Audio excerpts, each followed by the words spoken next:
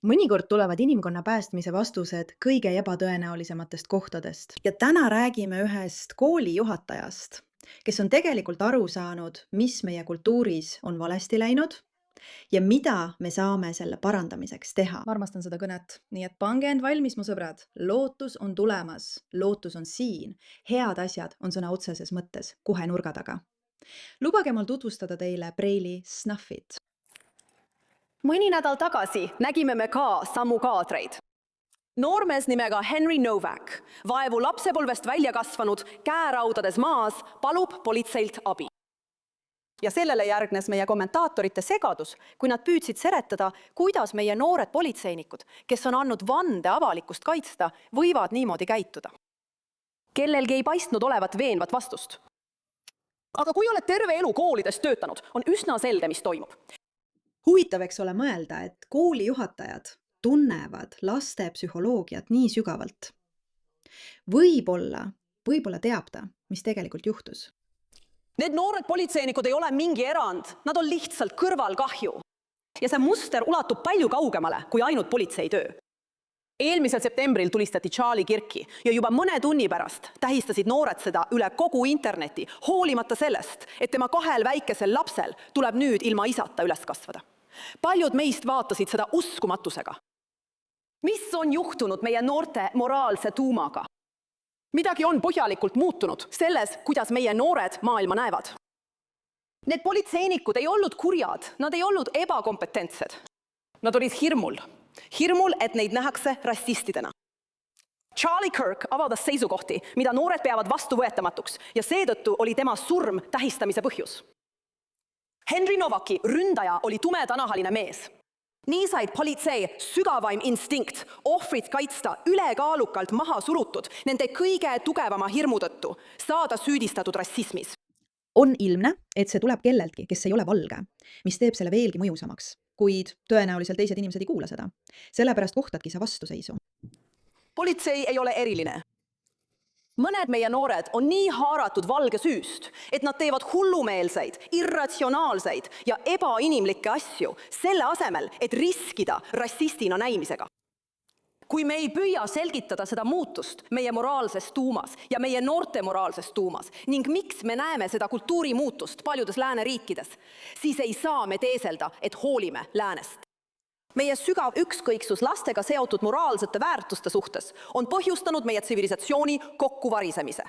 Õige. Põhjus, miks noorem põlvkond näeb asju nii, nagu nad näevad, on see, et neid on õpetatud jagama inimesi 2 leeri, rõhututeks ja rõhujateks. Ja nende silmis oli Charlie Kirk rõhuja, seega tema surm ei väärinud leina.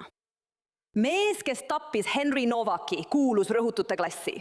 Seega oli politsei ülesanne kaitsta teda, mitte maas lamavat, surevat meest. See ei ole julmus ega ebakompetentsus, see on valge süütunne. Ja meie oleme need, kes on seda oma lastele õpetanud. Meie, beebibuumerid, X-põlvkond, vanemad milleniaalid, meie vastutame selle eest, et me ei ole oma lastele õpetanud, mis on õige ja mis vale. Tead, mis mulle selle juures meeldib, on see, et selle asemel, et lihtsalt istuda ja mõelda, mis toimub, peame me võtma vastutuse oma tegude eest. Sest maailm, mis on noortele edasi antud ja millele noored reageerivad tõenäoliselt negatiivsel viisil, nagu paljud meist teavad, loodi vanemate inimeste poolt. Ja nii kui vanemad inimesed istuvad ja mõtlevad, kuidas see võimalik on, siis võib-olla on see seotud maailmaga, mille te ise lõite. Meie. Võtame vastutuse, see on idus. Meie oleme need, kes kasvatasid oma lapsi ohvrimentaliteedi kultuuris, mis on vastuolus isikliku vastutuse kultuuriga, milles me kõik üles kasvasime. Kultuur, mida oleme väga rumalalt iseenesest mõistetavaks pidanud. Veel 40 või 50 aastat tagasi olid traditsioonilised, väikesed seega konservatiivsed väärtused, mis lääne üles ehitasid meie koolides ja üldises kultuuris tavalised. Üks minu õpetajatest koolis räägib mulle alati oma vanaisast. Mehest, kes hoolimata sellest, kui haige ta oli, ei jätnud kunagi ühtegi tööpäeva vahele, kuid tal oli alati aega õpetada oma pojapojale, kuidas olla parem versioon iseendast. Tema jaoks ei tulnud vaikne lahkumine kõne allagi. Kui ta pärast 50 aastat samas ettevõttes pensionile jäi, oli ta nii uhke oma ettevõtte tänukirja üle, et andis selle oma pojapojale. Kunagi ammu teadsime kõik, et traditsioonilised väärtused andsid meile võimaluse tähendusrikkaks eluks. Kõik vanaemad teadsid seda, kõik pastorid teadsid seda, isegi õpetajad teadsid seda. Miks siis meie noored seda nüüd ei tea? Meie, beebibuumerid, X-põlvkond ja vanemad milleniaalid arvame, et kool on lihtsalt algebrat õpetamiseks. Teie laste loodusõpetuse õpetaja pole eriti hea ja pole hullu, lihtsalt leia lapsele eraõpetaja. Ja muidugi, nad on sotsiaalmeedias, aga meil oli televiisor ja me arvame, et need on samad asjad. Vanemad on hõivatud tööga ja sinu enda vanemad ei kavandanud sinu kasvatamist nagu sõjalist operatsiooni. See lihtsalt kuidagi juhtus, sa kasvasid suureks ilma liigse vaevata ja sinust sai täiesti normaalne inimene. Sa tead, mis on õige ja mis vale.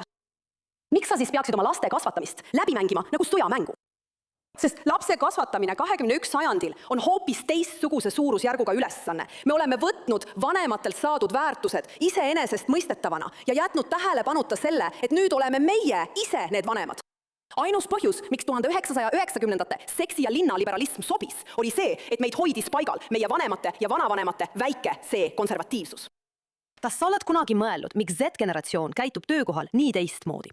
Mitte kõik neist muidugi, aga me kõik teame. Nad kipuvad olema rohkem esinevad kui vanemad põlvkonnad. Hindavad rohkem tundeid ja ei kehasta tegelikult väikesed see konservatiivseid väärtusi nagu kohusetunne teiste suhtes või tõeline ohverdus, vaid pigem esinemise pärast tehtud ohverdust. Ma võiksin lisada oma kommentaari, aga ma arvan, et see on täiesti mõttetu. Sa pead lihtsalt kuulama iga sõna, mida ta ütleb. Te kõik teate, et ma vihkan toodete kasutamist oma nahal, sest ma ei taha tunda end kleepuvana või umistununa.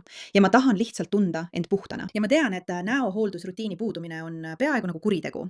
Aga nüüd, kui olen leidnud OneSkini, pean võib-olla tunnistama, et mul oli kogu aeg vale. Teate, ma ei ole veel vana, aga viimasel ajal olen märganud oma nahas muutusi. See on otsustanud, et on aeg vananeda ja see on tõesti ebaviisakas. Aga pärast pikka veenmist oma sõprade poolt otsustasin seda proovida. Ja jah, ma olen nüüd muutunud naine. Ma ei reklaami asju, mida ma ei usalda. Te kõik teate juba, kuidas see käib, aga vaadake ise. Mida arvate? Ja see pole ainult minu kogemus. OneSkinil on üle 10 000 viietärni arvustuse ning nad on nüüd juhtivad naha pikaealisuse valdkonnas. Pean teid hoiatama, et erinevalt sellest, mida internet tahab teile uskuda jätta, ei ole tegelikult vaja keerulist rutiini, et saada ilusam nahk. Üle 10 aasta kestnud pikaealisuse uuringute tulemusena loodud OneSkin OSO1 peptiid on tõestatult suunatud vananemise nähtavatele tunnustele, aidates sul saavutada oma kõige tervema naha nii praegu kui ka vananedes. Piiratud aja jooksul proovi OneSkin toodet 15% soodsamalt, kasutades koodi MEIRA aadressil oneskin.ck/meira. See on 15% soodustust oneskin.gh koodiga MEIRA. Pärast ostu küsitakse sinult, kust sa neist kuulsid. Palun toeta meie saadet ja ütle neile, et meie saatsime sind. Selle asemel ujuvad noored inimesed kohese rahuduse kultuuris ja elavad oma parimat elu. Tee nii, nagu sina tahad. Ole see, kes sa tahad olla. Ja kui sa arvad, et Z-generatsioon on halb, siis oota, kuni näed alfa-generatsiooni. Kultuurimuutus tuleneb sellest, mida lapsed koolis ja internetis õpivad. Küsi ükskõik milliselt noorelt, mida nad koolis ajaloost õppisid ja nad ütlevad sulle. Hitler, küsi mida veel. Orjus, küsi mida veel. Ameerika kodaniku õigused. Tegelikult on see vähene, mida nad ajaloost teavad, seotud mustanahaliste ja tumedanahaliste inimeste võitlusega võrdsuse eest valge mehe vastu. Naised võitlevad meestega valimisõiguse eest. Gei- ja transinimesed võitlevad erinevate õiguste eest. Meie noortele on õpetatud, et ajalugu on lihtsalt pikk lugu erinevatest rühmadest, kes kannatavad rõhuvas surnud valge mehe võimu all. Dickens, Shakespeare, Kipling ja Wordsworth tuleb kõrvale heita. Me peame dekoloniseerima. Ajalugu õpetatakse rõhu ja vaatenurgast. Kolmnurkne orjakaubandus, valged mehed hoidsid võimu. Aga kuidas on lood Suurbritanniaga, kes lõpetas orjakaubanduse? Kas sellele pööratakse rohkem tähelepanu kui vaid põgus mainimine kui üldse? Ei, aga kuidas on Araabia orjakaubandusega, mis kestis 3 korda kauem kui kolmnurkne orjakaubandus? Ei. Okei. Suurbritannias õpetatakse GCSE ajaloo raames sageli rännet läbi aegade. Nii et idee, et Suurbritannia on alati olnud immigrantide maa, on meie laste pähe istutatud. Enamik koole eelistaks keskenduda sellele, et õppida tundma väheseid mustanahalisi inimesi, kes elasid Tudori-aegses Inglismaal, selle asemel, et põhjalikult analüüsida Inglismaa lahkulöömist Roomast. Keskaja ajalugu muutub naiste looks ja seda jutustatakse Aquitania Eleonori silmade läbi, sest lõpuks oli ta ju naine. Rääkimata nädalatest, mis kulutatakse Mali kuninga Mansa Musa käsitlemisele, kuna ta oli mustanahaline moslem. Tema mõju Briti institutsioonidele, seadustele ja usule on täiesti olematu. Ja asjaolu, et teda peetakse ajaloo rikkaimaks meheks, osaliselt tänu tema tohutule orjapidajate ühiskonnale, on detail, mida õpetajad kuidagi harva mainivad. Aga see pole ainult meie koolides nii, see on ka meie üldises kultuuris. Viige oma lapsed ükskõik millisesse lääneriigi muuseumi või kunstigaleriisse ja te leiate sealt sama narratiivi. Näiteks, kui õpite Londoni teadusmuuseumis lennunduse kohta ja sellest erakordsest saavutusest, et inimene pani tohutud masinad taevas liikuma. Seinal olev tekst selgitab, et naised ja mustanahalised inimesed olid ajaloolised lennundusest, koolidest ja sõjaväest kõrvale jäetud. Samamoodi on James Wattil, aurumasina leiutajal ja tööstusrevolutsiooni rajajal, seinal tekst, mis selgitab, et tema varajane karjäär oli seotud orjakaubandusega ning lisaks on seal kogu Suurbritannia osaluse analüüs orjakaubanduses. Nad taandavad kogu inimkonna loo ja selle keerukuse rõhujate ja rõhutute narratiiviks, jättes noored inimesed võimetuks maailma kuidagi teisiti nägema.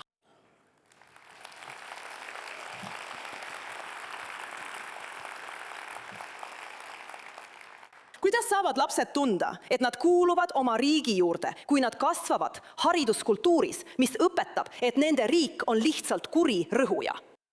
Laps on tulevik. Ja ometi õpetame neile põlgust vanema põlvkonna vastu, kelle rõhuv maailm vajab kukutamist uue, noorte ja ülbetena antirassistide maailma poolt, kes arvavad, et teavad paremini kui meie. Me oleme sellega nii harjunud, me oleme rõhu ja mõistega nii harjunud. Ja ma arvan, et need inimesed, kes kasvasid üles ilma selleta, näevad seda lihtsalt sellisena, nagu see on, aga ma ei usu, et me mõistame, et see on kõikjal. See on filmides, see on muusikas, see on ajaloos, see on koolis, see on klassis, see on internetis, see on kõikjal. Ja seetõttu võtad sa kellelgi võimaluse olla mitmetahuline. Võimaluse öelda, et erinevates olukordades on nüansse. Et võib-olla keegi, kes tegi midagi halba, aga samas tegi ka midagi tohutult muutvat. Ja võib-olla need kaks asja on omavahel seotud. Võib-olla on võimu tasakaalu puudumine loonud midagi suuremat. Ja ometi see vestlus kustutatakse, sest just see osa lastest nõuab neilt, et nad tegelikult võtaksid vastutuse. Võib-olla soovid, et su lapsel oleks mugav elu. Loomulikult soovid. Aga kas sa mõistad, et ebamugavuse andmine annab neile tööriistad, et tulla toime olukordadega, kus nad ei tunne end alati turvaliselt, ning seetõttu suudavad nad tegelikult keerukustega hakkama saada, kui need nende ellu saabuvad, ja need saabuvad kindlasti. Täiskasvanute võimetus mõista kingitusi, mida nende vanemad neile andsid, ja et neil on kohustus anda need edasi oma lastele. Ja mitte lihtsalt asendada seda mingi ohvri või ohvristamise tundega. Ma arvan, et ei, see on igal pool. Ja lastel puudub see nüansi taju, kui neid pole selles nüansis koolitatud. Meie, vanemad, lääne inimesed, lõikame maha oksad, millel me ise istume, sest mõned meist tunnevad süüd sellepärast, et oleme valged ja privilegeeritud. Me vaatame Mandamit, New Yorgi linnapead ja Zahbalanskit, väga populaarset rohelise partei juhti alla 30 seas Ühendkuningriigis ja mõtleme, mis ometi toimub. Miks meie noored hääletavad nende marksistlike ja tõesti üsna äärmuslike poliitikute poolt ning toetavad neid? Vähesed meist mõistavad, kui palju veebimaailm tugevdab seda rõhujate ja rõhutute kultuuri. Donald Trump kirjutas paar päeva tagasi ühes säutsus. Marksism on kõige lihtsam idee, mida kellelegi müüa. Ja tal on õigus. See on nii lihtne. Jah, sa võid saada tasuta kooli, sa võid saada tasuta toitu, sa võid saada tasuta seda, sa võid saada tasuta tervishoidu, sa võid saada kõike tasuta. Aga mida sa ei müü, on keerukus ja nüansid. Kui sa teed seda piisavalt kaua, siis lagundad kõik süsteemid ja lõpuks pole võimalik seda tegelikult ellu viia.